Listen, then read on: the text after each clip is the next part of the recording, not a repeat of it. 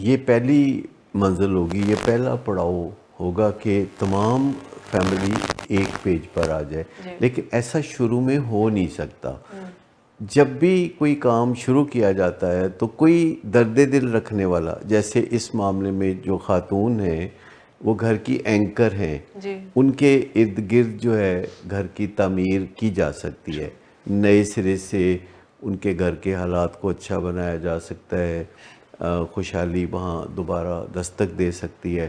لیکن سب سے پہلے انہیں اپنی ذات پر کام کرنا ہوگا، جیسے کہ ٹرینکلائزر کا استعمال جو وہ کر رہی ہیں، یہ عموماً انسان کے نروس سسٹم کو ڈپریس کرنے والی دوائیاں ہیں، یہ کوئی ایکٹیویٹی بڑھانے والی باتیں نہیں ہیں۔ اور خاتون کو سب سے پہلے کاؤنسلنگ کے لیے رجوع کرنا چاہیے، تاکہ انہیں پتہ چل جائے کہ ان کا جو مسئلہ ہے یہ محض ان کا مسئلہ نہیں ہے، بلکہ ہزاروں لاکھوں دوسری خواتین کا بھی مسئلہ ہے، اور سائنس نے ان مسائل کا اچھا حل دریافت کر رکھا ہے۔ اور اگر وہ چاہیں تو اپنی گفت و شنید کی صلاحیت بڑھا کے، مذاکرات کی صلاحیت بڑھا کے اپنے گھر کے حالات کو یکسر تبدیل کر سکتی ہیں۔ ورنہ یہاں جس گھر میں بھی ہم نے دیکھا ہے کہ نشے کی بیماری ہے یا انفیڈیلٹی ہے، اس گھر کا نام ہم سمجھتے ہیں کہ تصادم ہے۔ اس گھر میں آپ کو ہر وقت دمہ چوکڑی نظر آئے گی، اس گھر میں ہر وقت جو ہے شاؤٹنگ میچ ہو رہا ہوگا، اس گھر میں ایک دوسرے کو گھورا جا رہا ہوگا، الٹیمیٹم دیے جا رہے ہوں گے، یا پھر بعض اوقات ایک دوسرے کو نظر نہ آنا، چھپ کے زندگی گزارنا۔ کچھ ایسے حالات ہو جاتے ہیں کہ اہل خانہ ایک دوسرے سے نظریں چرانے لگتے ہیں، اب وہ اپنے کمرے سے نکلنے سے پہلے جھانک کے دیکھتے ہیں کہ باہر کوریڈور میں کوئی ہے تو نہیں، اور ایک دوسرے کا سامنا نہ کرنے کی ایک سازش سی چل رہی ہوتی ہے، اور بس وقت کو ٹالا جا رہا ہوتا ہے، اور یہ توقع رکھی جا رہی ہوتی ہے کہ حالات خود بخود ٹھیک ہو جائیں گے، اور بات چیت جو ہے وہ گول مول انداز میں کی جا رہی ہوتی ہے، جیسے کہ اس چیز نے ہمارے گھر کو تباہ کر رکھا ہے، یا اس چیز سے ہمیں یا اس چیز سے ہمیں تکلیف پہنچتی ہے۔ اچھا، اب ہمیں لگتا ہے کہ شاید وہ چیز کے بارے میں یا پنیر کے بارے میں بات کر رہے ہیں، تو ایسا نہیں کرنا چاہیے۔ جب بات ہو تو اس کا ایک باقاعدہ نام ہوتا ہے۔ اب دیکھیں دوسرے ملکوں میں جب طوفان آنے والا ہوتا ہے تو اس کا بھی وہ پہلے ایک نام رکھتے ہیں، اور اس کے بعد پھر اس کو مینیج کرنے کے لیے ذرائع بروئے کار لاتے ہیں۔ تو سب سے پہلے تو ہمیں شراب کی بیماری، نشے کی بیماری، لفظ نشئی سے نہیں چڑھنا چاہیے، اگرچہ اس سے تھوڑی چبھن ہوتی ہے، لیکن چبھن ہونی چاہیے۔ جب نشے کی بیماری ہوتی ہے تو اس کا احساس اجاگر ہونا چاہیے۔ اب جب ہم بات کرتے ہیں کہ یہ مسئلہ حل کرنا ہے تو اس کے لیے ویٹ اینڈ سی کی پالیسی نہیں چلے گی۔ جیسے پنیر کو آپ کچھ بھی نہ کریں، صرف آپ کاؤنٹر پہ رکھ دیں تو وہ بدبو دینے لگے گا، اسی طرح گھر میں یہ جو علتیں ہیں ان کے بارے میں آپ کچھ بھی نہ کریں، یہ وقت کے ساتھ ساتھ ان میں سے بدبو اور سرانڈ اٹھنے لگتی ہے، گھر کے حالات ایک دوسرے کے لیے بہت ناقابل برداشت ہو جاتے ہیں۔ سو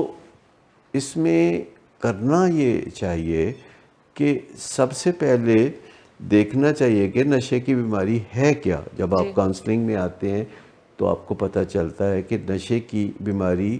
رینگتی رہتی ہے اور دور تک جاتی ہے۔ ایک اور بات بھی ہے کہ عموماً نشے کا مریض نشانہ بنتا ہے، لیکن گھر کے دیگر لوگوں میں بھی نشئی رویے بدرجہ اتم پائے جاتے ہیں۔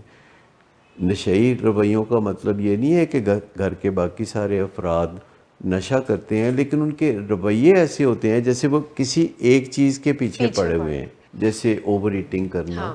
تو یہ بھی ایک نشے کی بیماری ہے، یا پھر کام کاج کی اندر الجھے رہنا تاکہ دھیان کسی اور طرف نہ جائے، جسے ورکہولزم کہتے ہیں، یا گیمبلنگ، یا ایسے ہی ریسٹورنٹس میں کھانا کھاتے رہنا، ہر وقت بلا وجہ شاپنگ کرتے رہنا، بیٹھے بیٹھے اٹھ کے دبئی چلے جانا، 2-3 دن وہاں گزار کے شاپنگ کر کے پھر پاکستان واپس آ جانا۔